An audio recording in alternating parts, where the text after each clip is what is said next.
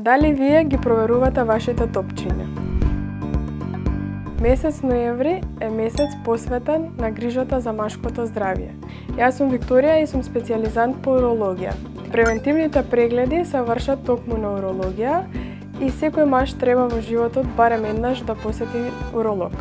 Кај младите мажи не е задолжително да посетат уролог, меѓутоа задолжително е да прават само преглед на тестисите. Што значи тоа?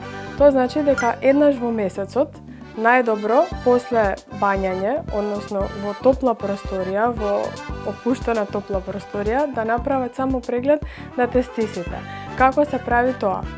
Се зема едниот тестис во раката, прво едниот па другиот, а со другата рака се палпира површината на тестисот. Кога го правиме ова, се обидуваме да почувствуваме некакви нерамнини, од безболни отоци или било какви промени кои што претходно не сме ги забележале.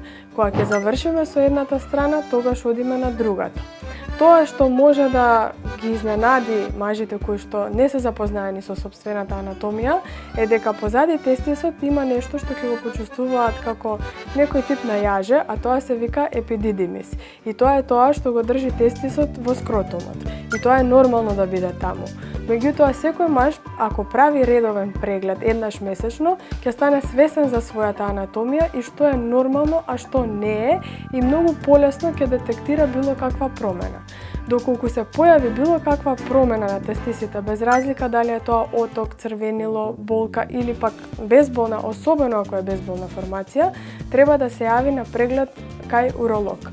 Зошто? Затоа што младата популација на мажи, односно на возраст од 15 до 30 години, е најмногу засегната од една од најсериозните болести во урологијата, а тоа е рак на тестис. Доколку забележите било каква промена при само прегледот на тестисите, потребно е да се јавите на уролог.